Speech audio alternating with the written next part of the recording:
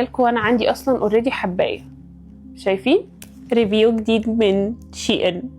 شوفوا، طبعا احنا عارفين ان البشره بيطلع فيها حبوب المفروض تستخدم حاجات فيها ساليسيليك اسيد. اوكي، اكتشفت الجل ده من براند على شي ان اسمه سلوز اند داي. انا جايه لكم وانا عندي اصلا اوريدي حبايه. شايفين الجل ده؟ انا باخد منه طبقه خفيفه كده على المكان اللي فيه الحبوب زي ما انتم شايفين، بحطه عليها بدلك كويس جدا لحد ما المكان يمتص.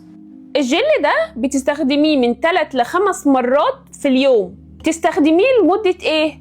من 5 ل 7 ايام بس. المكان اللي فيه حبوب ما عادش بيكون فيه حبوب.